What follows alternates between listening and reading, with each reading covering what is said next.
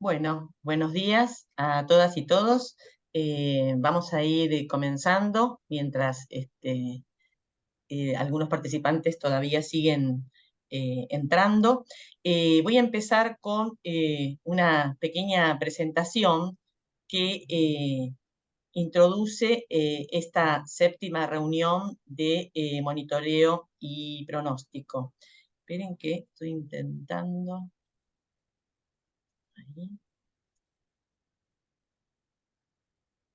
¿Se ve en modo presentación? Si alguien me confirma. Sí. Sí, sí, se ve muy No, bien. porque estoy teniendo problemas con eso, viste, las caritas que uno se ve, que me molestan bastante. Pero bueno, como les decía, esta es la séptima reunión del Grupo de Trabajo de Monitoreo y Pronóstico del CISA, que para quienes no están familiarizados con esta es una iniciativa del Centro Regional del Clima para el sur de Sudamérica, focalizada en la generación de conocimiento e información relacionados sobre sequías, ¿no? Y para acompañar, apuntalar de esta manera la toma de decisión de diferentes sectores socioeconómicos. Entonces, en este grupo de trabajo nos concentramos en las acciones realizadas con monitoreo y pronóstico. Si entran a la página del CISA van a ver una diversa familia de indicadores donde hemos avanzado más en el monitoreo. Y en esta etapa, en estos últimos 2 años, le hemos dado mucho énfasis a avanzar con la predicción climática regional, que no solo es de beneficio para poder apuntalar las problemáticas de sequía, sino en general para la región, ¿no? Y también los desarrollos que se hacen en el sur de Sudamérica pueden ser de beneficio también para otras regiones, ya sea de Sudamérica como también de otras regiones del planeta, ¿no? Me refiero a las metodologías y a las experiencias. Entonces, acá hay algunas ideas, ¿no? Por un lado, que en todas las discusiones intersectoriales que tenemos es inevitable que surja la necesidad y desafío de contar con predicción climática en diferentes escalas temporales, ¿no? Semanas, meses, estaciones, años, estos son las escalas temporales en las cuales el centro está más involucrado. Nosotros hicimos un taller en abril y también un curso de capacitación sobre predicción estacional regional, es donde la comunidad, los distintos servicios meteorológicos y hidrológicos tienen más experiencia y hemos avanzado en desarrollar nuevos productos. Por eso quería pasar este aviso, que hemos desarrollado un nuevo producto de predicción estacional por umbrales, que está disponible en la página del CISA y del CRC-SAS. Acá les traje un ejemplo, ¿no? Que en general los productos que teníamos disponibles eran del pronóstico de la probabilidad o de la categoría más probable, ¿no? Y entonces hemos dividido estos pronósticos en los pronósticos asociados a la probabilidad de condiciones, por ejemplo, anormalmente lluviosas, que esa es la probabilidad de exceder el valor correspondiente al percentil 66, para que se pueda contrastar con la probabilidad de sobrepasar el percentil 80, que caracterizamos como condiciones extremadamente lluviosas. Y esto se hace con las condiciones secas también y con las condiciones cálidas y frías. Es decir, que hemos ampliado la diversidad de productos relacionados con la predicción estacional. Pero lo que necesitamos o lo que necesita la región es, por un lado, expandir las predicciones que estén relacionadas con impacto, ¿no? Estamos hablando de predicciones hidrológicas, predicciones energéticas, predicciones agrícolas, ¿no? Que necesitan ser alimentadas con estas predicciones climáticas, y para eso entonces hemos desarrollado una base de predicciones climáticas históricas, que es lo que vamos a presentar hoy a través de la presentación de Félix Carrasco, ¿no? Tenemos también el plan durante el 2024 desarrollar algunos productos de predicción subestacional para el sur de Sudamérica, y cuando se disponibilizar el año que viene, y hacer 2 capacitaciones en predicción subestacional y en predicción estacional, tentativamente en las fechas que estoy mencionando, y también en el uso e interpretación de pronósticos probabilísticos. Cuando abrimos este abanico de pronósticos probabilísticos, también surge la necesidad de capacitar a los usuarios en su interpretación, ¿no? Entonces, los objetivos de esta reunión es concentrarnos, por un lado, en la predicción subestacional, que la tenemos menos discutida, menos desarrollada, a través de 2 presentaciones que vamos a tener, y en la segunda etapa presentar la base de predicciones climáticas históricas del CISA. Entonces, con esta introducción, dejo de compartir y invito a Caio Coelho, que va a ser nuestro primer orador, para que nos cuente los desarrollos que están realizando en el CPTEC. Así que, Caio, la palestra es suya. Gracias, Carolina. ¿Pueden mirar ahí a Sí, la ventana? ¿Está bien? está bien. Ponerla en modo presentación. Sí. Perfecto. Gracias. Ahí yo tengo que mover acá esa cosa de la frente. Muy bien. Muchas gracias, Carolina. Buenos días a todos. Eu sou Caio Coelho, trabalho acá em CPTEC, em Brasil, e eu vou contar um pouco da experiência que nós temos acá nos últimos 5, 6 anos em desenvolvimento de produtos de pronóstico subestacional. É um trabalho que envolve um grande número de pessoas, desde acá, de CPTEC, e colaboração internacional também, com a Universidade de Reading.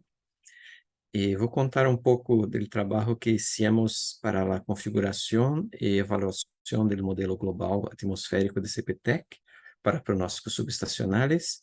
Depois falar de um segundo trabalho que é sobre a avaliação comparativa deste mesmo modelo com os modelos do projeto S2S da OMM, o projeto de pronósticos estacionais e subestacionais. E antes de chegar nas considerações finais, mostrar alguns exemplos de produtos de pronósticos subestacionais que desenvolvemos nos últimos anos e um portal que acabamos de lançar sobre esse tipo de produtos.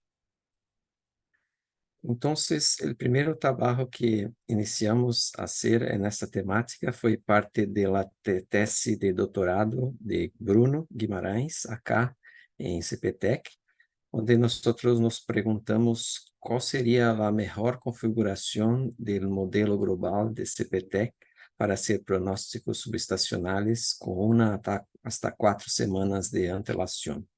Para isso, usamos o modelo que é conhecido como BAM, de Brazilian Atmospheric Model, que é atualmente utilizado para ser pronóstico de tempo e pronóstico climático estacional.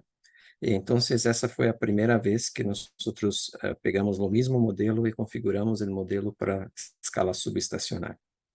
E nesse tipo de trabalho, miramos em particular para algumas características do modelo, como diferentes tipos de configuração para resolução vertical, diferentes tipos de representação de convecção de nuvens profundas, diferentes tipos de parametrização para a representação da capa limite da atmosfera e diferentes tipos de configuração para a inicialização de umidade do suelo.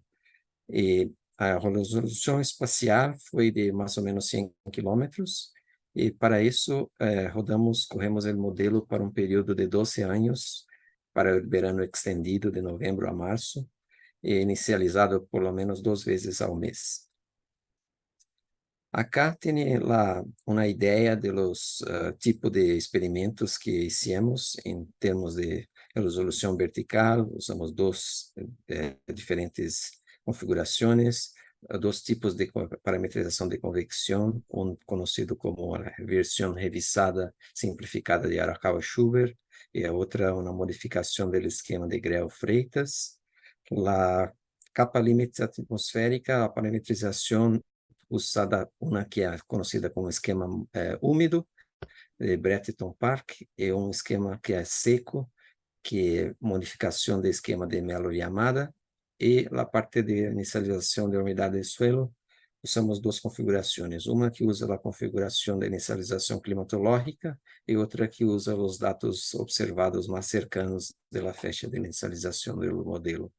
E aí tem os códigos para ter uma ideia da combinação de cada uma dessas diferentes características, e chegamos a 6 tipos de configuração do modelo. Depois que corremos o modelo para todas as configurações para o período de 10 anos de pronósticos retrospectivos, produzimos os índices de habilidade predictiva. Acá tem os mapas de correlação entre observações e pronósticos para a semana 1, 2, 3, 4 de las 6 configurações. E depois, na próxima diapositiva, vamos ver claramente por que escolhemos a primeira configuração, que usa 42 níveis verticais, convecção de Arakawa-Schubert, esquema de capa limite de Brereton-Parr e climatologia para inicialização da umidade de suelo como a mais com melhor desempenho. Para chegar a esse tipo de avaliação e escolha, que nós hicimos foi pronosticar, promediar os índices, a faixa global de 60 norte a 60 sul, e de todas as diferentes configurações. E a linha negra mostra a configuração 42 ABC, que foi a que se quedou melhor. E depois fizemos também esquema de perturbação da condição inicial para gerar pronóstico por ensemble. As linhas descontinuadas mostram que fazendo esse tipo de ensemble se pode melhorar a destreza, a habilidade preditiva. Então, escolhemos esquema de perturbação que pode ser usado, que vai ser a linha negra descontínua, que foi o que estamos utilizando até o momento. Então, esse foi o primeiro trabalho. No segundo trabalho, estávamos interessados em saber como o modelo se compara com outros modelos do projeto West-to-West, da Organização Meteorológica Mundial. E, nesse caso, escolhemos alguns modelos de Japão, de Canadá, de Centro Europeu e de Austrália para comparar. E a ideia é uma comparação mais justa possível com o modelo brasileiro, no sentido que se usa o mesmo número de amostras de pronósticos retrospectivos, o mesmo período de pronósticos retrospectivos e o mesmo número de membros para que se possa ser uma comparação justa entre todos os modelos. Essa tabela mostra quais são os modelos comparados. O modelo brasileiro, que é um modelo solamente atmosférico. Escolhemos dois modelos que também são solo atmosféricos, o modelo japonês, o segundo, e o terceiro, o modelo de Canadá, e dois modelos que são acoplados, que têm oceano e atmosfera acoplados, que é o modelo de Centro Europeu e o modelo australiano. Se pode mirar que há diferenças em termos de resolução espacial. O modelo brasileiro tem uma resolução intermediária entre o modelo australiano, que é muito larga, a resolução espacial de 250 quilômetros, e os outros três modelos que têm uma resolução da ordem de 30 e 50 quilômetros, e o brasileiro uma resolução de 100 quilômetros. E para o número de membros, para as avaliações determinísticas, olhando para o promédio do ensemble médio dos pronósticos, usamos 4 membros, que é o número mínimo comum para todos os membros, para todos os modelos. E para a avaliação probabilística, olhamos solamente para os 3 modelos que têm um pouco mais de membros, 11, brasileiro, o Centro Europeu e o australiano, para poder estimar algum tipo de probabilidade. Acá tem a comparação do desempenho dos modelos. O modelo brasileiro é de precipitação na primeira linha, o japonês, canadense, centro-europeu e australiano nas próximas linhas. Se pode ver que os padrões espaciais de correlação são muito parecidos em todos os modelos. A correlação vai diminuindo à medida que vai para as semanas mais adelante. E a habilidade preditiva mais larga nas primeiras 2 semanas são basicamente vindo das condições iniciais, da memória das condições iniciais, para a terceira e a quarta semana, a informação que se mantém ainda de alguma habilidade preditiva vem principalmente da habilidade de representação de modos de variabilidade como ENSO, El Niño Oscilação Sul e a oscilação de Madden-Hulin. E, em geral, se pode ver que o modelo de CPTEC tem desempenho melhor que o modelo australiano, que é a última linha, e o modelo centro-europeu, com certeza, é o que tem mais desempenho comparado com todos, e o modelo brasileiro tem desempenho mais ou menos semelhante ao modelo japonês e ao modelo canadense. Acá se pode mirar um pouco mais em detalhe esse tipo de comparação para a região global e para a Sudamérica. se puede ver que el modelo centroeuropeo está en el topo, con la línea roja, y el modelo brasileño, la línea negra, está en el medio de la pluma de desempeño de los modelos. Se pueden mirar entonces que hay una buena comparación entre los modelos que tienen un desempeño similar, pero el centroeuropeo está en el topo. Para la evaluación de índices probabilísticos, hicimos ahí un cálculo del índice de área abajo de la curva ROC para identificar si el modelo era capaz de identificar a ocurrencia o no ocurrencia de pronóstico probabilístico de anomalía positiva. Se mira patrones muy similares entre los tres modelos para las 4 semanas, y cuando se hace la comparación más detallada para la región tropical, para a região de Sudamérica, se pode ver novamente que o modelo do centro europeu está no topo, o modelo australiano é o terceiro modelo, e o modelo brasileiro está aí entre os dois modelos, o modelo australiano e o modelo do centro europeu. E desde o ano passado, pensamos a correr esse modelo em modo semi-operacional, para produzir pronósticos experimentais. Este é um dos primeiros pronósticos que produzimos para o início de janeiro do ano passado, para um período aí de 14 dias, de 5 a 18 de janeiro. À esquerda, a anomalia de precipitação pronosticada. En la parte central, la anomalía observada, y en la parte de la derecha, el índice de correlación entre las anomalías pronosticadas y observadas para el periodo de 20 años de pronósticos retrospectivos que el modelo tiene que ser corrido para hacer esa implementación operacional. Y se puede mirar que para ese pronóstico tivemos una buena representación ahí de un evento de zona de convergencia de Atlántico Sur, na parte central do Brasil, e também as chuvas na parte norte de Sudamérica, associada aí à atuação de uma banda de zona de convergência intertropical também para o sul. E então, esse tipo de avaliação foi feita durante todo o ano de 2022, e ficamos muito animados, e depois de isso, começamos a desarrollar os produtos operacionais, e desde mês passado lançamos a página de produtos de CPTEC, que há produtos globais e produtos regionais para Sudamérica e outras regiões do mundo. E todas as fechas de miércoles emitimos o pronóstico para a semana 1, 2, 3, 4, os primeiros 15 dias, a segunda quincena, os primeiros 21 dias e os primeiros 30 dias de pronóstico. E para isso, tem também os índices de verificação. Há várias abas que vamos mirar em detalhes um pouco mais em 2 diapositivas adelante. Uma de pronóstico, uma de avaliação, uma de verificação, uma de downloads para obter os dados e uma de documentação. E há também um produto que é a calibração do pronóstico, que é feito usando uma técnica de regressão linear, do promédio do ensemble dos pronósticos executados para ser a calibração dos pronósticos probabilísticos. Este exemplo que miramos aí na diapositiva é exemplo de pronóstico global probabilístico para a semana 1 e semana 2, calibrado.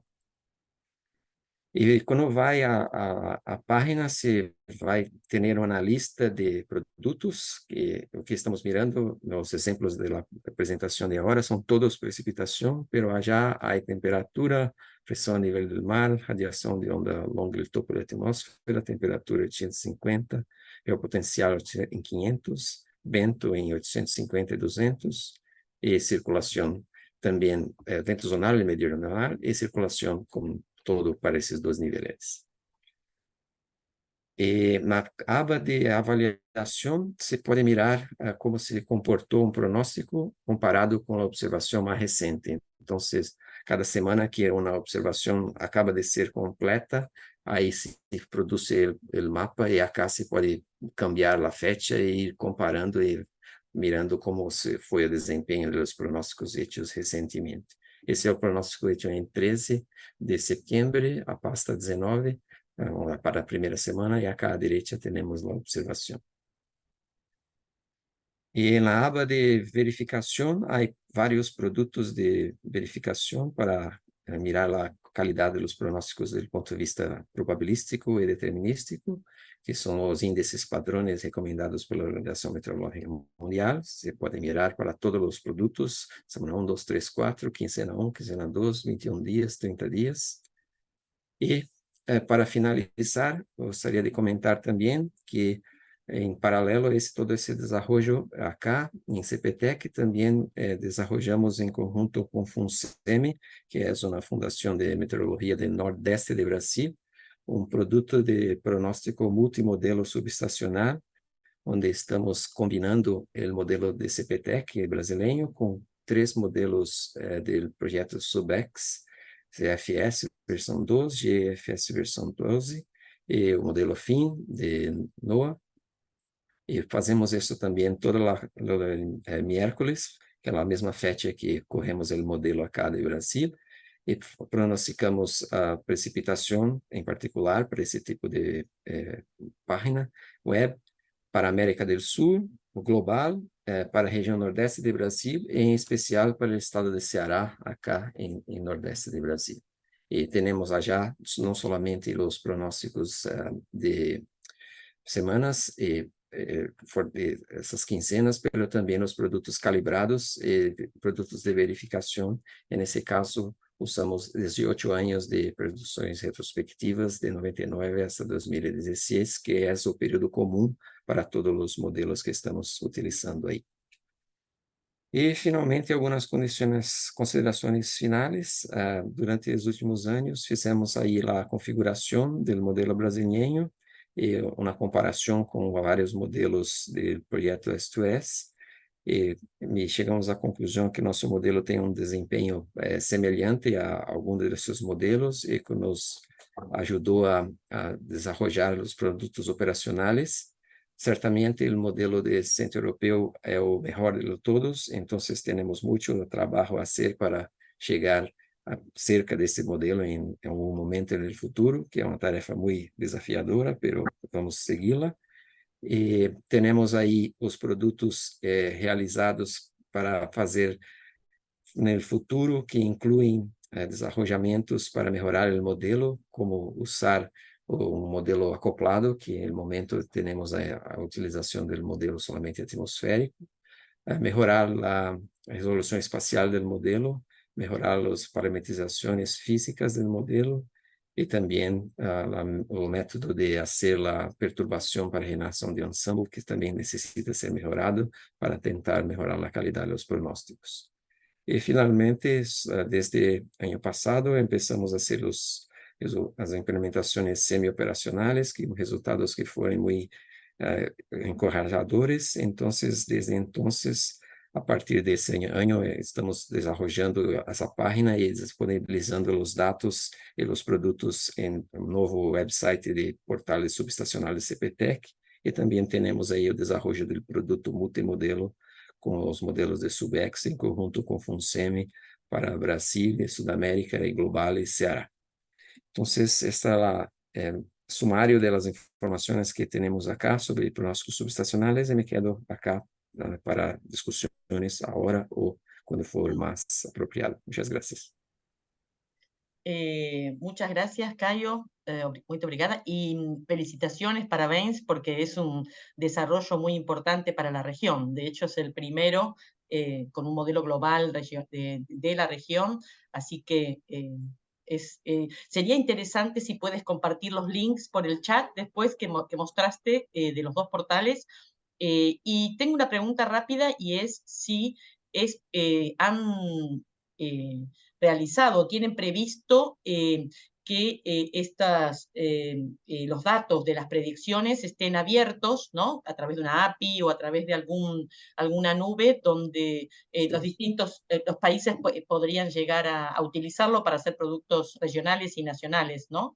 Sí, entonces la aba Downloads está já aí os pronósticos de agosto já estão allá. Estamos trabalhando para que todos fiquem disponíveis. Então, na aba Downloads, todos os produtos que estão disponíveis vai ter o arquivo que foi usado para produzir os produtos, estão todos abertos para todos.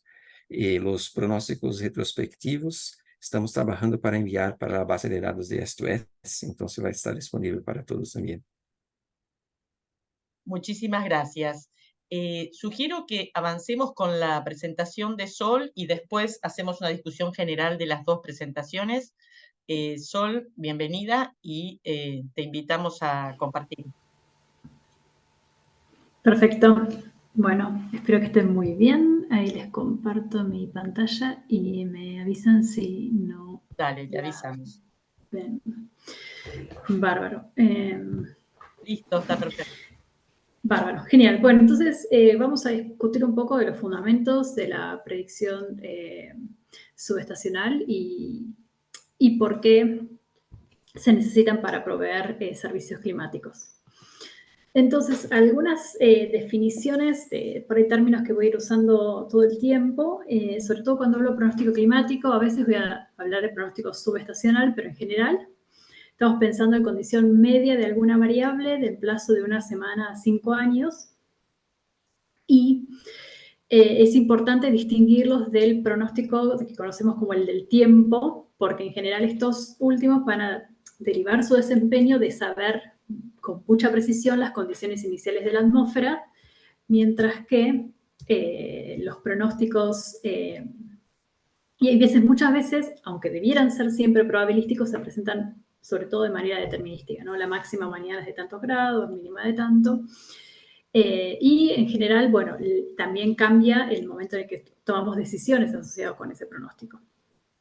En cambio, en general, cuando hablamos de los pronósticos climáticos, su habilidad predictiva viene de que justamente las condiciones de borde van a variar lentamente, por ejemplo, el océano, el contenido de humedad del suelo o la criósfera, y en general lo vamos a ver siempre de manera probabilística, tiene un desempeño considerablemente menor, y no se usa tanto la planificación diaria, sino para el desarrollo por ahí de políticas, planear actividades en la producción, etc. Y entonces, en su momento, Lorenz había establecido dos definiciones sobre la predictibilidad. Por un lado, sabemos que una definición era la predictibilidad intrínseca, y era la medida en que la predicción era posible si teníamos procesos para hacer pronósticos óptimos que utilizábamos en el desarrollo de ese pronóstico. Y en cambio la predictibilidad práctica es más bien la predictibilidad que nos encontramos todos los días, que tiene que ver con la habilidad de pronosticar con la mejor herramienta que tenemos disponible ahora, tanto en los siguientes días, pero también como en los siguientes meses. Entonces la idea era definir, por un lado, esta diferencia de la predictividad más bien teórica, cuánto conocer perfectamente el estado de alguna componente, como el océano, el hielo, la humedad en el suelo, me aporta a la habilidad de predecir, versus lo que realmente obtengo cuando, bueno, corro un modelo y quiero saber cómo va a estar el tiempo o el clima. Y entonces, en particular, la predictibilidad práctica siempre va a ser función del sistema físico que quiero pronosticar, las observaciones que tengo disponibles y también la herramienta numérica o estadística que estoy usando para hacer ese pronóstico. Y entonces, en el contexto de esa predictibilidad práctica, Lorenz en los 60 había estimado que el límite de la predictibilidad estaba en unos 15 días, unas 2 semanas.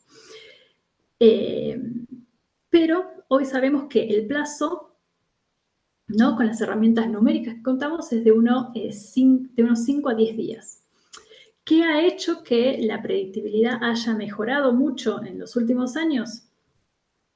Bueno, contar con más observaciones para poder tener un mejor diagnóstico de la atmósfera al momento de inicializar el pronóstico, los modelos matemáticos que usamos para asimilar todos esos datos que tenemos disponibles en nuestro modelo de pronóstico y la herramienta que utilizamos para pronosticar en sí.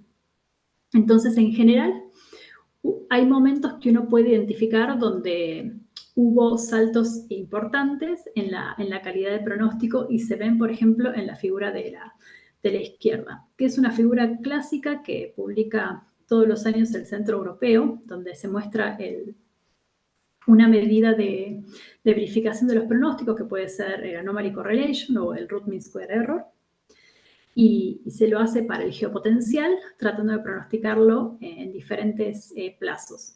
Un pronóstico a 10 días, un pronóstico a 7 días, a 5 días o a 3 días, y siempre se usa, se compara también la diferencia entre los diferentes hemisferios. Entonces, a principios de los 80s veíamos que había una diferencia muy grande entre ese buen desempeño de los pronósticos, el tiempo para todos los plazos entre el hemisferio norte y el hemisferio sur, que tenía que ver con que, si bien en ese momento ya teníamos disponibles más observaciones, en particular de los océanos del hemisferio sur, por la disponibilidad de los satélites, todavía no había herramientas matemáticas que permitieran asimilar todas esas observaciones de manera de poder mejorar el pronóstico. Y ese salto en la mejora se da sobre todo a fines de los 90, principios de los 2000, donde esa brecha que existía entre el hemisferio norte y el hemisferio sur se reduce. Y si vemos hoy en día, ese comportamiento del desempeño de los pronósticos está llegando como un momento asintótico. Está costando cada vez más hacer esas mejoras que impacten sustantivamente. De todos modos, vemos que la calidad ha mejorado de tal manera que hoy en día podemos tener un pronóstico a 7 días de la variable geopotencial que tiene el mismo desempeño que por ahí en los 90 tenía un pronóstico a 5 días. Me parece poco, pero ganamos 2 días de pronóstico o de mejor predictibilidad en el pronóstico diario. Ahora, en el caso de la predictibilidad climática, no podemos confiarnos en que haber mejorado ese diagnóstico de la atmósfera vaya a redundar en un mejor desempeño. Pero sí, en los 80 se demostró que era posible hacer buenos pronósticos con modelada habilidad de las condiciones medias de la atmósfera debido a la reacción que existe. En ese momento eran los océanos tropicales y la atmósfera. Y era menos importante justamente lo que pasaba con las condiciones iniciales de la atmósfera. Ahora, ¿qué pasa? En la escala subestacional, de alguna manera, se combinan los dos aspectos, porque estamos queriendo mirar los pronósticos que van por ahí desde unos 15 días hasta un mes o un mes y medio. Y la idea es que la predictibilidad acá va a ser una combinación de ciertas situaciones en donde la influencia de las condiciones iniciales puede persistir más allá del límite típico en la escala de tiempo, pero también de algunos procesos que ocurren más lentamente en los océanos, en el suelo, en la criósfera o en la atmósfera en sí, que pueden tener influencia en las condiciones medias de la atmósfera en esta escala temporal entre unos 20 y unos 60 días. Y entonces, la predicción subestacional es posible porque tenemos lo que conocemos como fuentes de predictibilidad, más allá de, en algunos momentos, las condiciones iniciales, otras asociadas a la memoria, ¿sí? que puede tener el sistema, como por ejemplo la que se asocia con el contenido de calor del océano, que lleva tiempo en caer y que entonces los modelos la retienen y pueden generar cierta predictibilidad.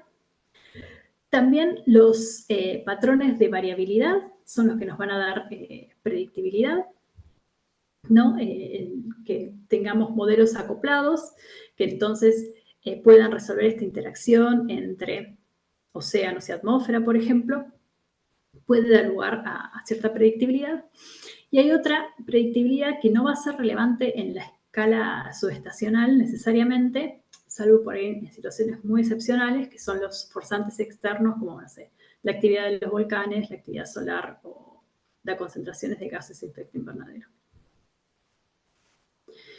Pero entonces, según la escala de tiempo climática que queremos pronosticar, las fuentes de predictibilidad no van a ser necesariamente las mismas. Si bien a veces pueden estar asociadas al océano, van a ser distintas según la escala en la que esté mirando, ¿no? En la escala estacional estamos muy acostumbrados a la influencia del ENSO como una de las fuentes de predictibilidad.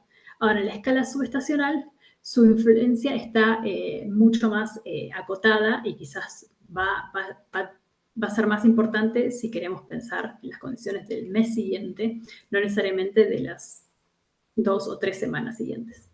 Ahí pueden ser otros procesos tropicales, como la oscilación de Madden-Julian, importante. Pero también hay otras fuentes de predictibilidad, como puede ser la cobertura de nieve en grandes masas terrestres, por ejemplo, no sé, en Rusia para el hemisferio norte, lo que pase con la humedad del suelo, y también el comportamiento, por ejemplo, de la atmósfera en las zonas polares. Y entonces, ¿cómo vamos a poder conseguir que la predictibilidad climática avance? Bueno, uno de los mecanismos para hacerlo va a depender de que también los modelos climáticos puedan entonces representar estas fuentes de predictibilidad. Porque por ahí estudios teóricos nos muestran que si supiéramos representar perfectamente las condiciones del ENSO, la variabilidad de la MJO o el estado de la atmósfera en las zonas polares, eso podría hacer que nuestro pronóstico sea bueno, que eso después se traduzca en que efectivamente la predictibilidad sea buena cuando realmente efectuamos el pronóstico, va a tener que ver con esa habilidad del modelo para representar la fuente de predictibilidad, el impacto que tiene en la región que quiero estudiar. Entonces, algunos procesos a tener en cuenta cuando queremos pensar en factores que van a influenciar la predictibilidad. Por un lado, como decíamos, el contenido de calor del océano, que entonces, por ejemplo, después calienta la atmósfera y eso motoriza movimientos que pueden estar más o menos organizados. La humedad del suelo también, porque va a impactar en el balance de energía, sobre todo mediante la evaporación. La cobertura de nieve, por argumentos parecidos, impacta en el balance de energía y es muy importante, sobre todo en primavera y en verano. También, ¿qué vegetación tengo en ese suelo que estoy mirando? Y bueno, en regiones polares, la presencia o no de hielo va a afectar también esa energía. Y dentro de los patrones de variabilidad relevantes para la escala subestacional, va a depender mucho si miramos por ahí un plazo de 2 o 3 semanas o nos acercamos más al mes o a los 45 o 60 días que habíamos puesto como límite para la escala subestacional. Para lo que serían las primeras 2, 3 semanas, 4, por ejemplo, la oscilación de Madden-Julian, la actividad de los modos anulares del sur o del norte en el hemisferio norte, pueden ser procesos muy importantes que den lugar a predictibilidad. Si nos movemos a escalas más largas, tanto el Niño, o por ejemplo el dipolo del Océano Índico, también pueden ser importantes. Después hay otros procesos de variabilidad intraestacional que ocurren en los océanos tropicales, que pueden ser importantes por ahí en regiones más locales en el Índico, y pueden aportar predictibilidad ahí, y está menos estudiado si podría también influenciar predictibilidad en regiones más lejanas, como en Sudamérica. Ahora, ¿cuál es el desafío asociado a poder generar predicciones, digamos, con cierta habilidad en la escala subestacional? Por un lado, todavía no entendemos bien todas las fuentes de predictibilidad del sistema climático. Y tampoco están completamente identificados los mecanismos que explican esas fuentes de predictibilidad que ya conocemos. También muchas veces cuando queremos hacer estudios para cuantificar la predictibilidad asociada en un proceso, estamos utilizando modelos climáticos que tienen muchas deficiencias.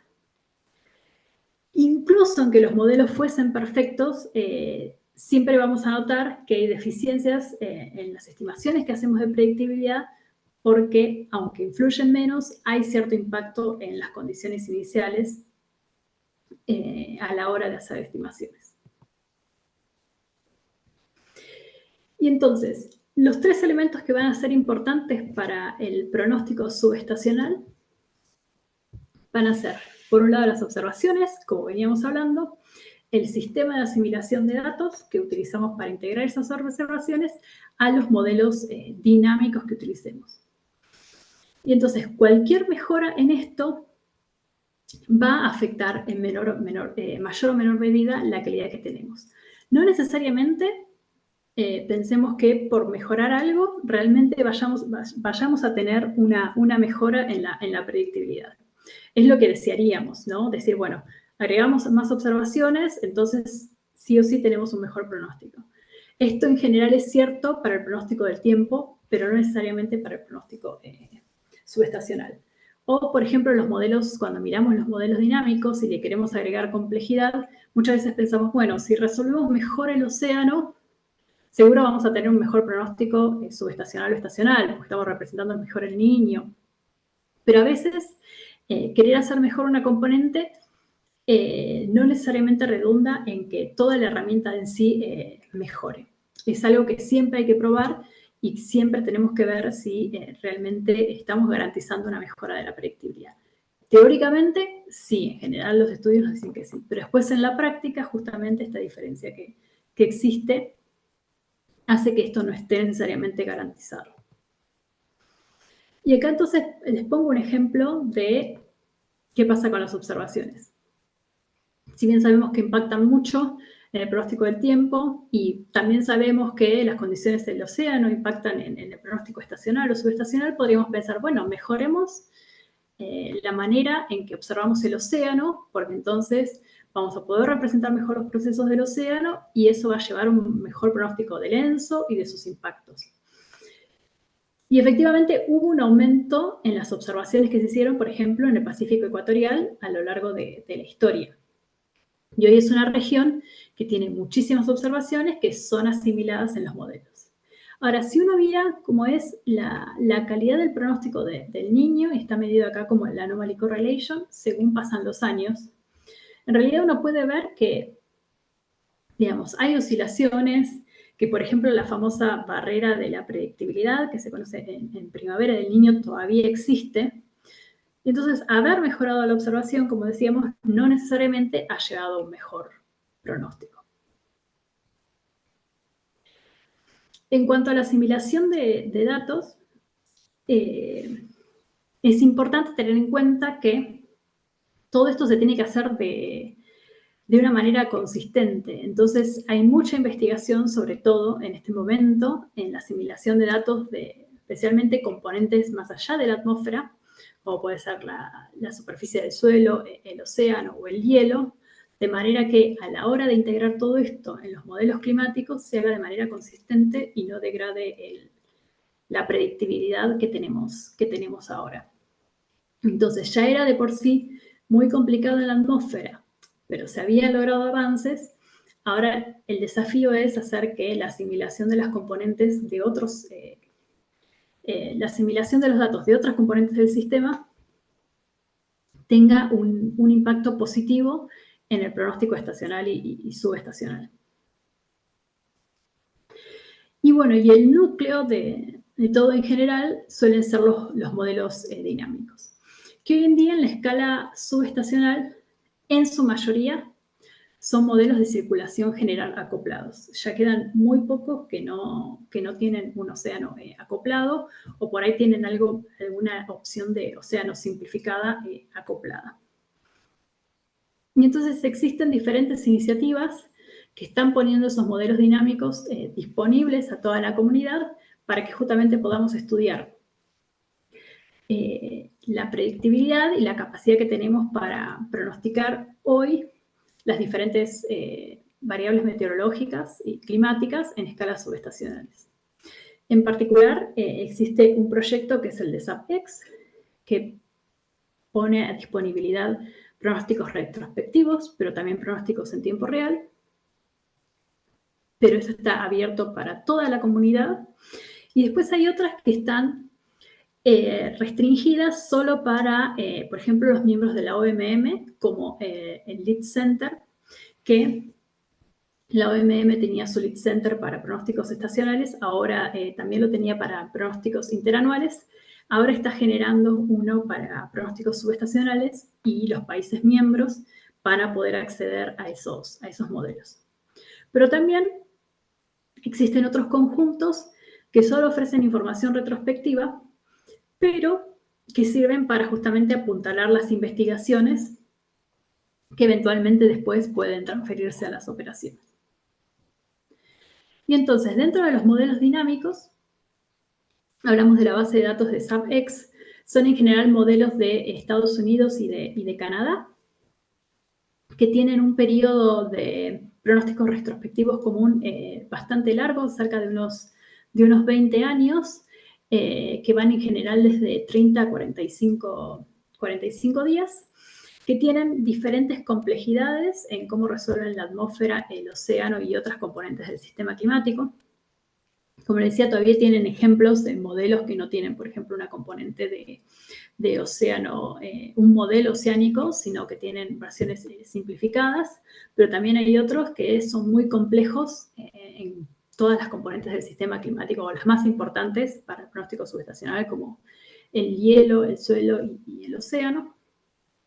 Pero lo bueno es que toda esta información, tanto la retrospectiva como la tiempo real, todavía está disponible en la web. Y si bien la NOAA acaba de decir que va a descontinuar SAPEX en cuanto a la financiación más importante, las diferentes instituciones están buscando maneras de poder sostener al menos la base de datos que siga proveyendo pronósticos en tiempo real para la comunidad, además de los retrospectivos. Después, por otro lado, está la base solo de pronósticos retrospectivos del proyecto S2S, que era el proyecto de la OMM que acaba de terminar, pero que se comprometió a mantener la base de datos disponibles, porque son un conjunto muy grande de instituciones de todo el mundo que proveen pronósticos retrospectivos, un periodo bastante largo, aunque en general hay mucha discrepancia entre las diferentes instituciones sobre esa longitud, pero lo bueno es que muchas veces hay diferentes versiones de un mismo modelo, entonces uno puede estudiar, bueno, cómo ha avanzado la habilidad predictiva con el cambio de la herramienta de pronóstico.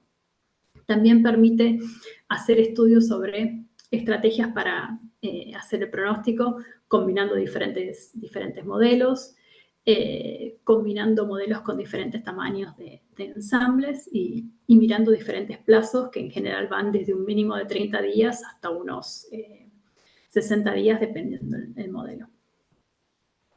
Pero después, como les decía, la OMM está por lanzar ahora su Lead Center para Subseasonal Prediction, que va a estar en la página del Centro Europeo. En este momento está en fase experimental, pero después les comparto la presentación y pueden acceder al link para verlo. En principio, por ahora, lo que se ven son ciertos productos similares a los que mostró Caio para sus modelos, pero en este caso tienen los modelos de muchas instituciones, casi diría que son las mismas, quizás un par menos de las que participan en el Lead Center de Seasonal Prediction, y pronto va a estar disponible también el acceso a los datos en tiempo real para los miembros de la OMM. Entonces, para resumir de por qué es posible hacer el pronóstico, por qué puede existir el pronóstico subestacional, esta figura, si bien está hecha lamentablemente solo para el hemisferio norte, no encontré ningún equivalente para el hemisferio sur que resuma un poco los procesos. Digamos que en la escala subestacional, la predictibilidad va a estar dada por cierta memoria de las condiciones iniciales en ciertas oportunidades y el rol de las condiciones de borde que hereda un poco de la predicción climática estacional, que es la que conocíamos más comúnmente. Y dentro de los procesos que pueden lugar, o también los patrones de variabilidad que pueden dar lugar a la predictibilidad, tenemos por un lado todos los asociados al acople océano-atmósfera, en particular, por ejemplo, el ENSO, cuando nos movemos a escalas por ahí más cercanas al mes, o a los 40-50 días, pero también otros, por ejemplo, asociados a el suelo, el estado del hielo, la MJO. También es cierto que puede haber cierta influencia de los ciclones tropicales en la predictibilidad subestacional. Después, en el hemisferio norte se estudian mucho los weather regimes, en particular, por ejemplo, la oscilación del Atlántico Norte en sus diferentes fases. También pueden dar lugar a la predictibilidad. ¿Qué pasa con la estratosfera? Sí, polar. Eso también es válido para el hemisferio sur. Y han habido investigaciones mostrando cómo todos estos fenómenos influyen en la predictibilidad de, por ejemplo, los storm tracks en escala subestacional, las olas de calor, las irrupciones de aire frío, los bloqueos, los ciclones intertropicales. Así que no solo se ha estudiado qué pasa con la temperatura y la lluvia, que son por ahí las variables más comunes, sino también otras características del sistema que pueden cambiar en escala subestacionales. Y entonces, ¿por qué o para qué queremos hacer pronósticos subestacionales? ¿Por qué son importantes para diferentes sectores socioeconómicos? Voy a mostrar algunos ejemplos sencillos de hoy en día, aplicaciones que ya existen de pronósticos estacionales para diferentes sectores.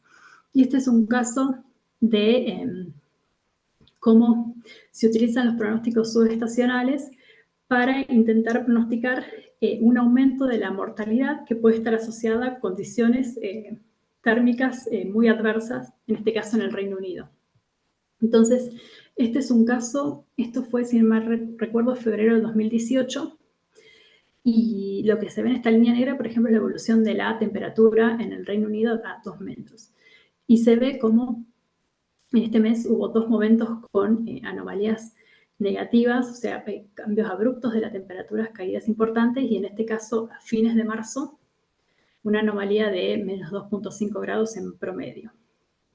Y abajo se ve cómo es la mortalidad en esa época del año en línea azul, pero después también la mortalidad en línea negra que se puede atribuir a las condiciones frías. Entonces se ve acá en ese momento en donde estas dos curvas coinciden y buena parte de la mortalidad observada se puede atribuir a esas condiciones. Y lo que se ven estos colores acá fueron los weather regimes que se estudian en la región del Atlántico Norte y Europa, que prevalecieron en ese momento. Entonces, en particular, en ese momento frío hubo 2 bloqueos posicionados en diferentes partes del dominio donde operan esos weather regimes que dieron lugar a esas condiciones frías, ¿no? Este color verde y este color azul. Y entonces esta figura de la derecha muestra cómo fue el pronóstico de la temperatura en promedio para el Reino Unido, tomando pronósticos de diferentes plazos. Queremos pronosticar cercano al 28 de febrero, 1 de marzo, y nos paramos un mes antes, y en principio el pronóstico no era de temperaturas extremas. A medida que me acerco a la fecha que quiero pronosticar, veo ese movimiento en el pronóstico hacia valores negativos. Pero si uno quizás quiere pronosticar las condiciones de más gran escala que me dan por ejemplo, los weather regimes sobre un dominio más grande y en momentos promedio, puedo llegar a tener un mejor desempeño porque ya a principio del mes de febrero se veía que estas condiciones verdes y azules eran las que se pronosticaban con mayor chances de ocurrencia. Y el conocimiento de estos weather regimes cuenta que en esa época del año se asocian a condiciones muy frías. Entonces, combinar ese conocimiento de weather regimes con los potenciales impactos que pueden tener las bajas temperaturas asociadas a la ocurrencia de algunos de estos regímenes, se puede usar en conjunto para estimar la mortalidad que se puede dar por episodios de baja temperatura. Otro ejemplo, por ejemplo, tiene que ver con el manejo de... discúlpame, pero Sí. ya vas como 25 minutos. Ah, Tratar, listo. esto es re Sí, sí, relevante, ya cierro. pero no, es importante que lo muestres, pero no entres en excesivo detalle, por favor. Gracias. Listo. Dale, sí, sí, igual esta es la anteúltima, sí, no estoy mal. Y este ejemplo es en el caso del sector energético, que le interesa saber la lluvia que puede tener en la región oeste de Estados Unidos para manejar el agua en los reservorios que tienen. Entonces, lo que están haciendo que es muy interesante son pronósticos a semana 3 y semana 4 de la ocurrencia de ríos atmosféricos en la costa oeste y qué chances tienen impactar en diferentes regiones. Según en qué región impacte, que puede ser más al norte, al centro o al sur, eso da una chance de mayor o menor ocurrencia de lluvia en la región del oeste de Estados Unidos que les interesa.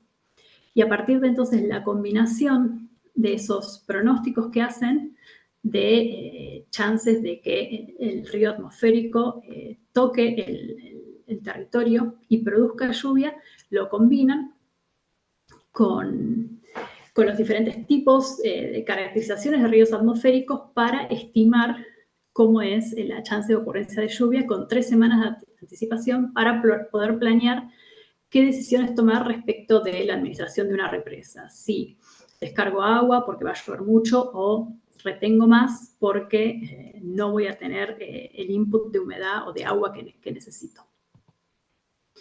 Y un último ejemplo en el caso de pronósticos subestacionales para actividades agrícolas, en este caso, por ejemplo, en África, que viene identificado en el este de África que en marzo, abril, mayo es un momento de mucha lluvia y es un momento donde muchas actividades asociadas a la agricultura tienen lugar.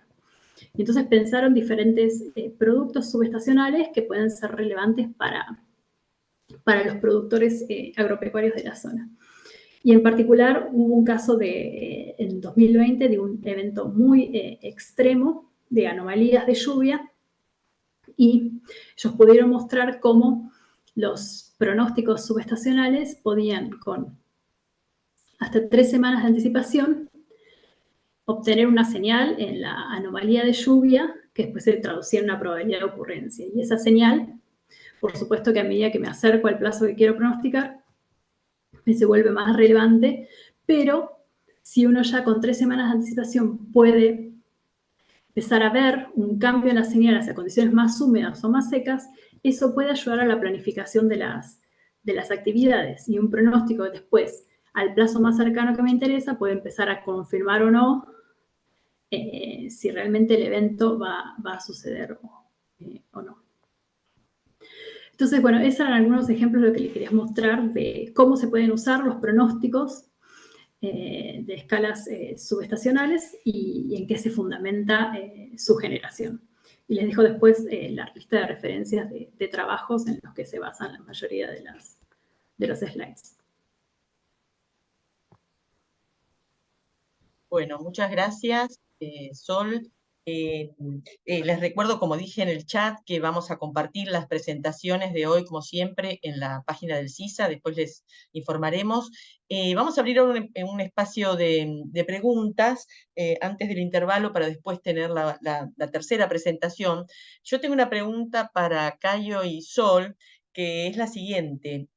Ambos han mostrado que digamos, que tenemos un cierto nivel de maduración, vamos a decir, en la comunidad internacional, por un lado, entender las posibles fuentes de predictibilidad en la escala subestacional, aunque como dijo Sol, no las conocemos del todo todavía. Los modelos han mostrado que tienen capacidad, los modelos, estamos hablando de modelos globales, ¿no? Que en el mundo no son tantos los que hacen predicción subestacional y que afortunadamente en Sudamérica al menos tenemos uno que es el de Brasil, pero la realidad es que el resto de los países de Sudamérica no vamos a hacer ese esfuerzo de tener un modelo global para hacer predicción subestacional, ¿no? Entonces vamos a tener que utilizar, y estamos utilizando, la información de los modelos globales disponibles, ¿no? Entonces la pregunta es para que hagan algún comentario de las experiencias que hayan tenido, ya sea en el CPT, o en el caso de Sol, del proyecto Clímax, ¿qué experiencias han tenido de bajar esta información a escala subnacional, ¿no? Cayo mostró algo del Nordeste, pero es una región que es muy particular desde el punto de vista de la predictibilidad. Fuera de esa región se han tenido otras experiencias, y cuál es el potencial, ¿no? Y si también las herramientas están maduras o no para hacer ese tipo de productos operacionales a una escala más chica, ¿no? Esto puede ser una buena introducción para la presentación que viene. Yo puedo empezar o Marisol quiere hablar algo antes. No, si querés empezar, Cayo. Sí, es verdad, la aplicación en Ceará es muy buena porque es una región que tiene alta previsibilidad climática en todas las escalas, subestacional, estacional. Por eso empezamos allá, porque sabemos que allá tenemos alguna información que puede ser útil. Y para allá, o que hicimos fue usar nuestro modelo y los modelos regionales, globales de SUBEX que estão disponíveis, e hacemos um downscale meio que estatístico, pero calibrando o modelo global para a escala do estado. Então, temos uma malha de dados do estado de Ceará, que é muito fina, e hacemos a calibração dos pronósticos do multimodelo para essa malha para o estado do Ceará. Então, está sendo muito bem recebido pelo setor hídrico para planeamento de uso de água no estado do Ceará.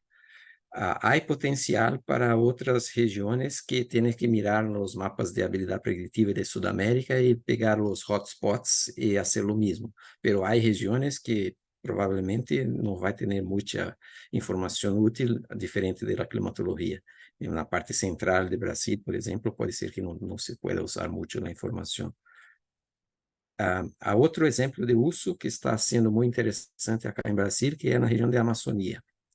Há um investigador do Instituto Nacional de Pesquisa de Amazônia, INPA, que tem utilizado o multimodelo subestacional para fazer boletins semanais do pronóstico pelas primeiras semanas para a região da Amazônia.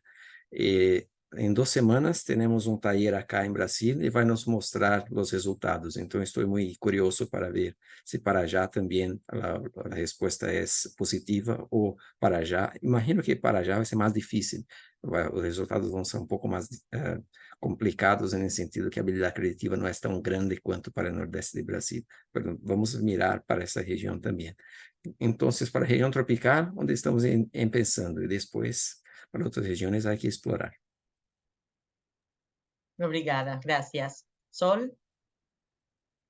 Sí, no, respecto a hacer predicciones puntuales, es posible, pasa que ahí como no vamos a estar promediando la componente espacial, que entonces cuando uno suaviza siempre puede extender el plazo de pronóstico, lo que conviene es, en todo caso, si vamos a generar cosas en un punto, pensar en promediar diferentes días que quiero pronosticar y en vez de hacerlo para un día en particular sobre una región grande, acá invertimos y hacemos para un punto predicciones sobre condiciones medias de una semana o 10 días, 15 días, según cuál sea el plazo y el tipo de actividad que se haga en el sector y que le interese. Entonces, yo lo veo factible en la medida que el compromiso de achicar la escala espacial o de hacerlo a una escala muy puntual, sea por ahí degradando la escala temporal para conseguir predictibilidad. Gracias. Quizás sería interesante que compartas el link a la aplicación Bermejo para que vean un ejemplo de un punto donde justamente se aplicó lo que acabas de mencionar, ¿no? Que es una perspectiva para una segunda semana y que en principio estaría funcionando con cierto grado de predictibilidad. No sé si hay alguna otra pregunta, que en relación a las dos presentaciones que alguien quiera realizar.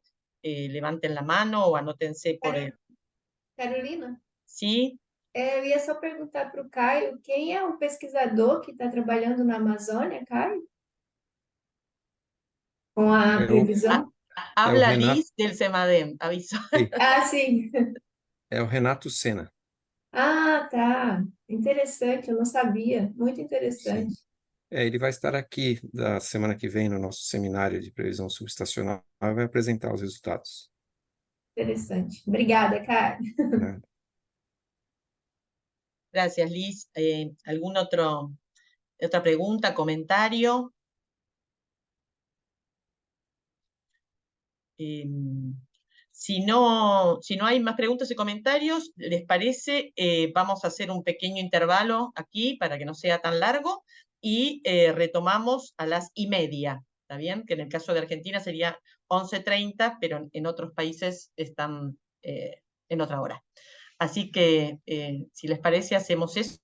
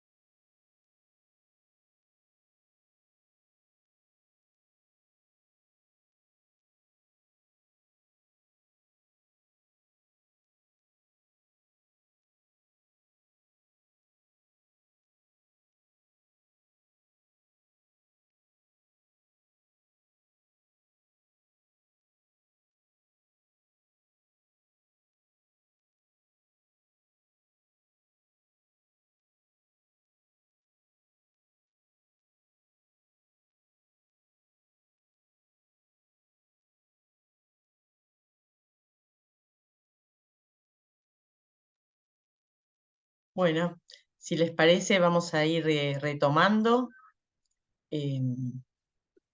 Félix, ¿estás ahí? Bien. Bueno, en esta segunda, Buenas. ¿qué tal? Sí. Te voy a presentar entonces en esta segunda parte de esta reunión. La idea es contarles de una iniciativa que tuvimos desde el CISA y el Centro Regional del Clima para el Sur de Sudamérica, CRC-SAS, de manera de ayudar al desarrollo de predicciones subestacionales en la región. Sabemos que, como por lo que acabamos de ver, es importante contar con información histórica, ¿no? De predicciones de modelos globales para luego aplicarle distintas metodologías y llegar a productos de escala regional. Entonces, me gustaría entonces presentarles a Félix Carrasco, que va a describir esta, esta acción que estamos llevando adelante para compartirla con ustedes. Félix, cuando quieras. Bien. No sé si se ve ahí mi Y pantalla. ponerla en modo presentación y listo. Ahora sí. Estamos. Bien. Bueno, buen día. Gracias por la presentación. Mi nombre es Félix Carrasco.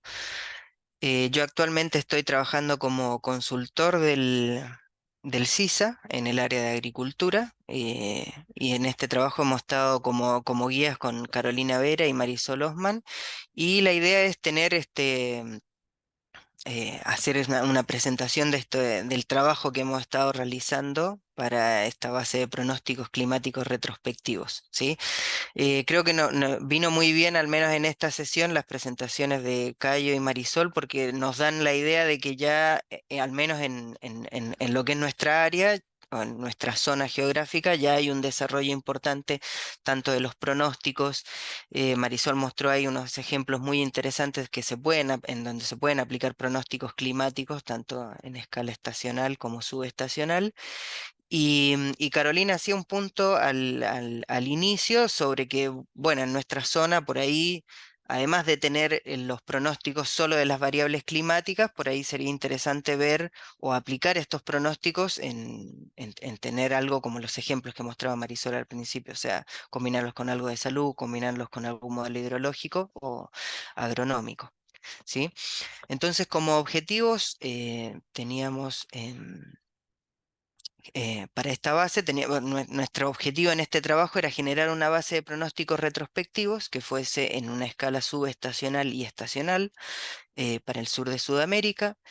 Teníamos la idea de que estos pronósticos retrospectivos sabemos que no es llegar y utilizar el valor del pronóstico, sino que tenemos que calibrarlos, corregirlos, ¿sí? Y eso lo hicimos pensando a partir de observaciones locales o reanálisis. Principalmente lo que hicimos en esto hasta acá es todo con reanálisis sobre la región y además adecuar los valores pronosticados, las variables pronosticadas a necesidades que tuvieran modelos sectoriales que están involucrados en el CISA, ¿sí? Además de esto, la idea es disponibilizar de forma abierta toda la información corregida y también no corregida a través del portal del CISA, ¿sí? Oh, ahí sí. Entonces, esta base, o sea, pensando en para qué podemos utilizar esta base de datos, como dijimos antes, contiene datos de pronósticos históricos, entonces nuestra idea es que esto permita explorar el desarrollo de herramientas de pronóstico, ¿sí? Pueden ser tanto con las variables meteorológicas, así como también buscarlo, combinarlos con otros modelos hidrológicos, agronómicos, y que esto nos permita a futuro o ir pensando ya cómo incrementar la oferta de productos de pronóstico climático que tiene el CRC-SAS y sus integrantes en distintas aplicaciones. La base además está pensada para ser usada como datos de entrada para modelos de tipo hidrológico y agronómicos, dado que en general en este tipo de modelos una escala típica en la cual se suele trabajar es la escala diaria o alguna escala superior, pero al menos diaria suele ser eh, eh, una escala más típica. Y volver a repetir quizás que son pronósticos retrospectivos, así que son datos históricos. La base va a permitir hacer estudios para, por ejemplo, cuantificar el uso de estos pronósticos. Y, por ejemplo, tener una idea de, bueno, cuál es el error que estoy cometiendo en ciertos plazos, cuál es la incertidumbre que tienen estos pronósticos, cuáles son los plazos de pronósticos en los cuales la aplicación en la que estoy trabajando tiene sentido hacer un pronóstico, o hasta qué valores puedo más o menos trabajar en eso, ¿sí? Y un poco como para dar como ejemplo, nosotros con Marisol y Carolina estuvimos trabajando, yo además de consultor del CISA, estoy también de consultor en el Ministerio de Agricultura, entonces, y ellas ya tenían dentro del grupo de IBAR un conocimiento bastante avanzado sobre los pronósticos que se podían hacer en la región, en Argentina, en escala subestacional, entonces y nosotros por ahí teníamos un modelo de balance hídrico para cultivo, entonces la idea era, bueno, ¿por qué no conversar y discutir sobre si se pueden aplicar este modelo y obtener algún pronóstico de balance hídrico o de agua en el suelo, ¿sí? Como ejemplo es la figura que muestro acá, este es el producto que quedó, que actualmente todavía no tenemos una página como para presentarlo, pero es algo que semanalmente y actualmente vamos realizando.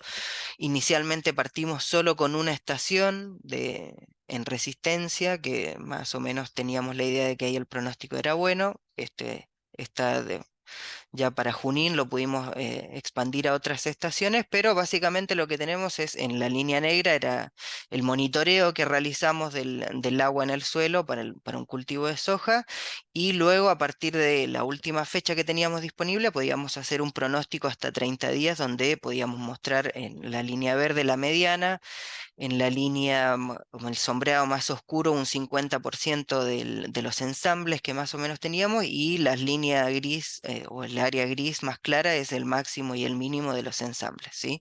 Entonces nos podía dar una idea de cómo iba a avanzar el pronóstico del agua en el suelo para el cultivo de soja en esta estación, ¿sí? Entonces, y esta base está pensada para justamente hacer este tipo de aplicaciones, pero no solo en Argentina, sino que para todo el área del CISA.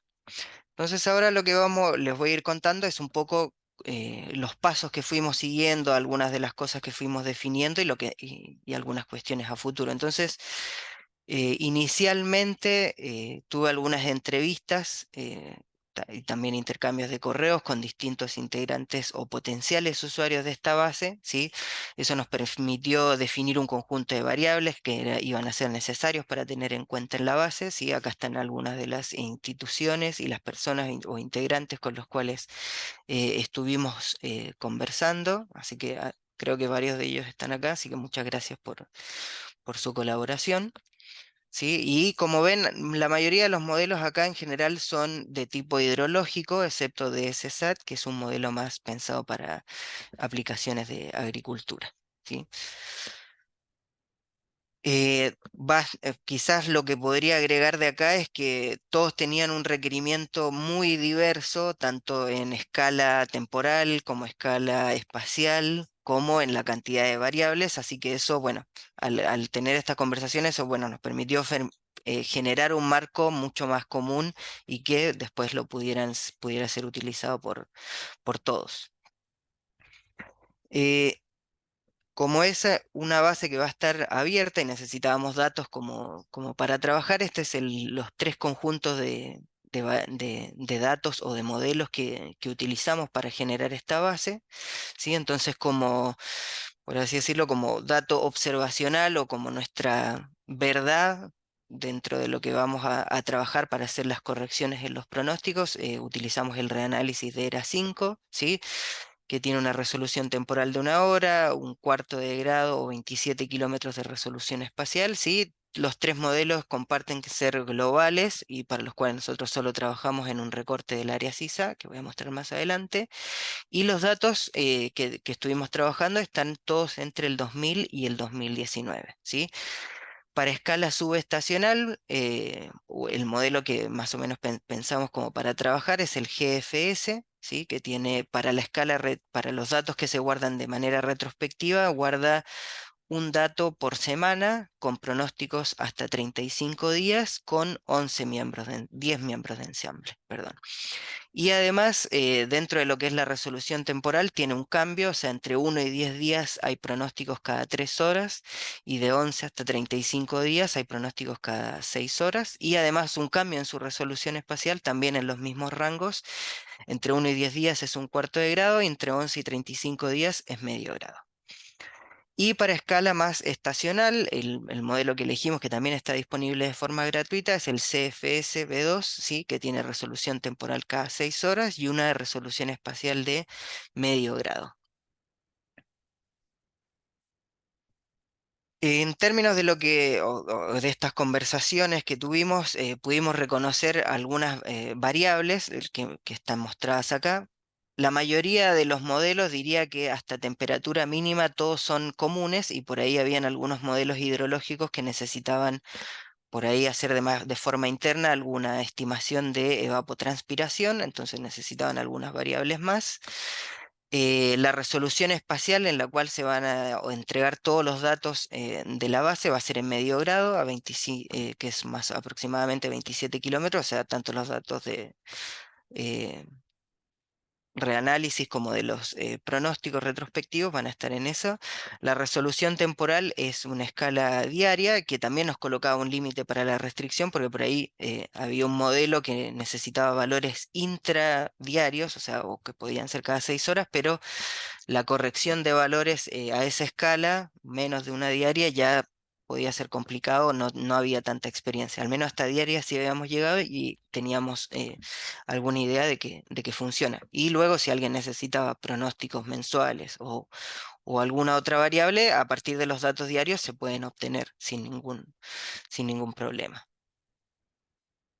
El área en la que estuvimos trabajando es esta que está en líneas rojas, o sea, los datos que se van a mostrar de los tres conjuntos, tanto de los reanálisis como los pronósticos, va a estar en esta área, que es el área típica del CISA, ¿sí? Y para contarles un poco cómo fue que fuimos calibrando o corrigiendo estos pronósticos, acá está hecho el ejemplo cómo se hace a partir del GFS, pero para el CFS B2 es más o menos lo mismo. Los datos originalmente están en formato GRIP2, ¿sí? Se hace un recorte, obviamente, al área en el que vamos a trabajar, y se retienen de inmediato ahí los valores que son cada 6 horas para cada archivo en los primeros 10 días, o sea, de manera que quedaran todos como en un método común. Esto nos da una pequeña base de datos como recortada entre el 2000 al 2019. A partir de estos datos, que son cada 6 horas, calculamos los datos diarios, ¿sí? O sea, acumulamos precipitaciones entre 12Z y 12Z, y luego calculamos la temperatura media, temperatura máxima y el resto de las variables entre 0 y 23 Z, que nos diera algún horario común. Una vez que ya habíamos generado esos valores diarios, entonces fuimos corrigiendo, ¿sí? Y para eso, al tener datos entre el 2000 y el 2019, utilizamos como base histórica todos los datos que estaban entre el 2000 al 2009, o sea, esos 10 años de pronósticos son nuestros datos históricos, y corregimos con eso todos los datos que están entre el 2010 y el 2019. La metodología de corrección es una que sabemos que se suele utilizar en distintas aplicaciones. Es una metodología de tipo cuantil-cuantil, que se hace para todas las variables, excepto para la precipitación, donde además de corregir eh, la, por cuantil, se trabaja al corregir tanto la frecuencia de días sin precipitación como la intensidad de precipitación, ¿sí? La variable precipitación tiene una corrección diferente. Y bueno, lo que quedaría disponible para los datos del GFS sería el GFS diario sin corrección, que estaría entre el 2000 y el 2019 en un formato NetCDF, y el GFS con valores diarios con corrección entre el 2010 y el 2019. ¿Sí? Eso es lo que obtendríamos como producto y que estaría disponible para los usuarios. Algunos detalles finales de esta base. La base va a quedar disponible para cualquier usuario. Por ahora nosotros estamos pensando en trabajar con la nube de Amazon, ¿sí? Esto tengo que confirmarlo, sí, a fines de octubre, porque hicimos la presentación, pero todavía tienen que haber algunos tiempos de revisión desde Amazon. La presentación a Amazon fue hecha con patrocinio del Servicio Meteorológico Nacional de Argentina porque había alguna experiencia, por ahí alguno de ustedes que están trabajando conoce que el Servicio Meteorológico actualmente disponibiliza sus pronósticos del WRF, sus miembros de ensamble, etcétera, a través de una plataforma de la AWS, así que seguimos un poco eso, toda esa presentación la hizo Mercedes y tenemos la respuesta, pero creo que se incrementó el número de usuarios en la nube de Amazon, así que ahora tienen ciertas fechas para esa revisión de esas presentaciones, por eso lo de confirmar a fines de octubre. Una vez que esté publicada, además de adjuntar algún informe técnico con la validación de los datos y algunos temas más asociados a los errores que se pueden cometer, estamos pensando una capacitación que sería tentativamente en marzo del próximo año, una vez que ya esté operativa y disponible los datos. Y ahí la idea sería que aprendan a trabajar tanto como con la descarga, el recorte, interpolación y además generar alguna aplicación a partir de estos datos.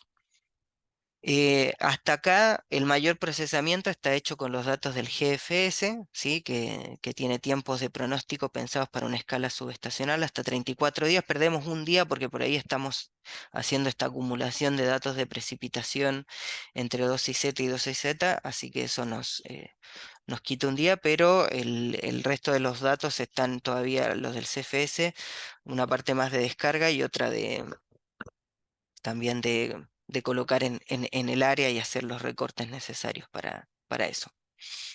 Así que creo que con eso estamos. Les vuelvo a dejar mi contacto y espero que por ahí genere esto varias preguntas que seguramente deben tener y esperar un poco el espacio de discusión para apuntalar mejor todo eso, si es que queda alguna duda. Así que eso por mi parte. Bueno, muchas gracias, Félix.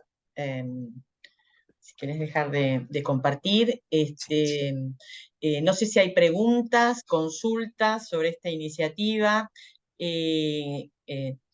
Puedo complementar lo que mencionó Félix, de que vamos a hacer una capacitación tentativamente en marzo, porque en abril también tentativamente vamos a continuar con las capacitaciones para desarrollo de herramientas de predicción estacional.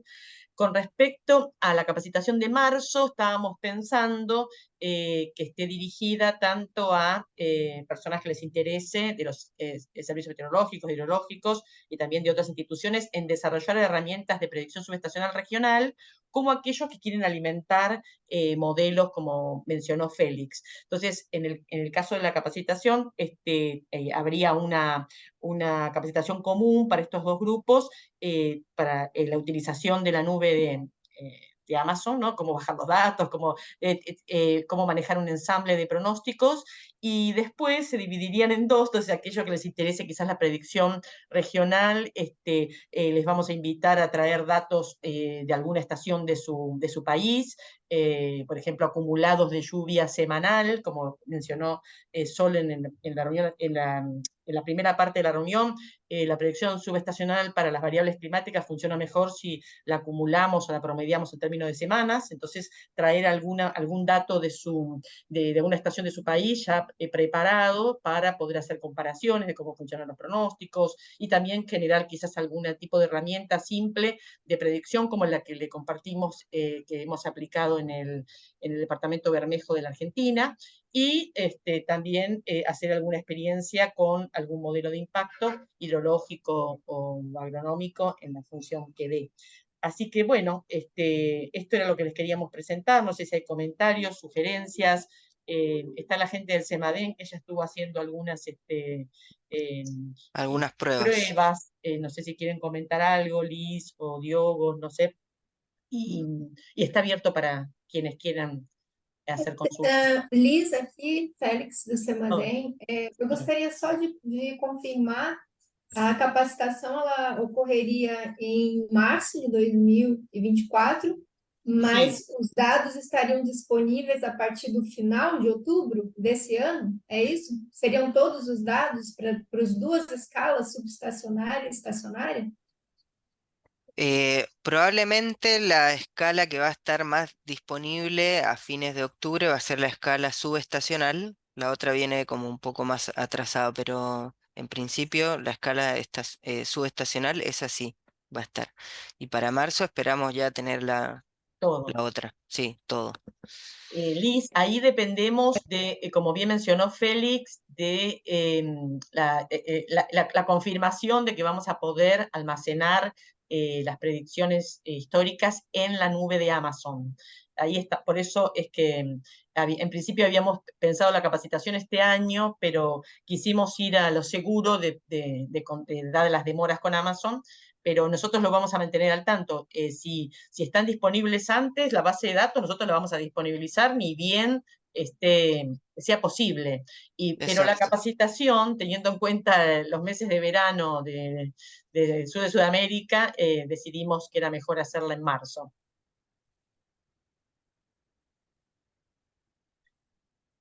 Certo. Diogo, você gostaria de comentar fazer algum comentário em relação aos testes, ou a Jerusa em relação aos testes Sí. que foram feitos no LISFLOOD, com os dados fornecidos já pelo Félix? Y Podi. Sim, sim. Nós fizemos alguns testes, né, com os dados e aparentemente foram resultados satisfatórios até o momento. Os últimos dados que o Félix enviou, eu estou terminando o tratamento para aplicar no LISFLOOD novamente, né? E aí, assim que a gente tiver um novo resultado, a gente vai atualizar todos. Falo novamente com o Félix. E a questão do que a Alice perguntou, né, da disponibilidade do dado corrigido, né, que era a nossa principal dúvida, mas por enquanto está sendo satisfatório os resultados e qualquer atualização a gente fala com o Félix. Diogo, você pode só atualizar, falar para quais foram as variáveis que foram testadas no modelo LISFLOOD? ¿Y qué vacía? ¿En qué vacía Isso. validaron? Ah, qué sim. cuenta? Sim, para a Bacia do Paraná, né? A gente inicialmente está trabalhando com a Bacia do Paraná e os dados de temperatura, né? Temperatura do ponto de orvalho, radiação de ondas longas e ondas curtas, né? Para podermos realizar a previsão dos dados de evapotranspiração, que são os principais dados utilizados como entrada para o modelo LISFLOOD. Então, essa contribuição do Félix para esses dados meteorológicos estão sendo fundamentais para a gente poder fazer essa previsão adequada no modelo LISFLOOD. Obrigada. Antes de la capacitación, seguramente vamos a enviar una consulta a los países del sur de Sudamérica, porque creo que el foco va a estar allí. Si bien esta reunión está extendida al oeste de Sudamérica, veremos si podemos, dado que la base termina en 10 grados sur, los datos está limitada a eso, pero nos interesa también conocer más sobre los modelos hidrológicos y los modelos agronómicos que podrían potencialmente utilizar esta información, ¿no? Eso es importante. ¿Hay algún otro comentario, pregunta de parte de los participantes?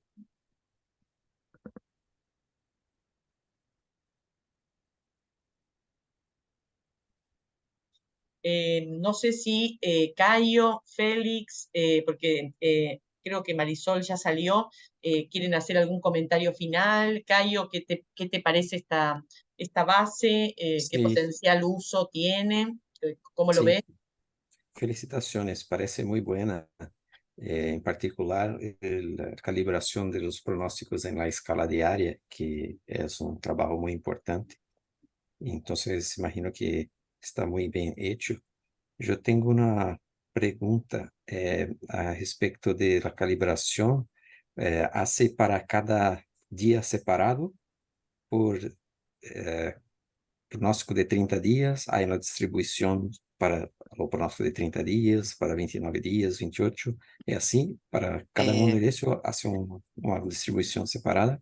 Sí, es una buena pregunta. En verdad, en principio para la escala subestacional, que son hasta estos 30 y algo días, 34 días, ahí tenemos una distribución por plazo de pronóstico, en la cual se va haciendo la corrección.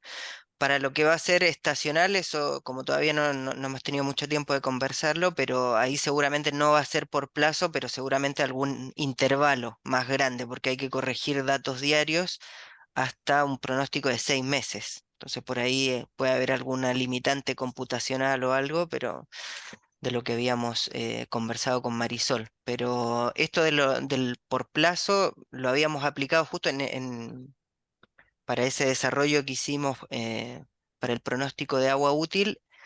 Fue un punto importante hacer la calibración diaria por plazo de pronóstico, porque cuando uno utilizaba una misma distribución para todos los plazos, no generaba como había algo que evidentemente se perdía porque el plazo de pronóstico en el día 30 cometía mucho más error que uno en los primeros días. Entonces Sí. eso sí se hacía notar.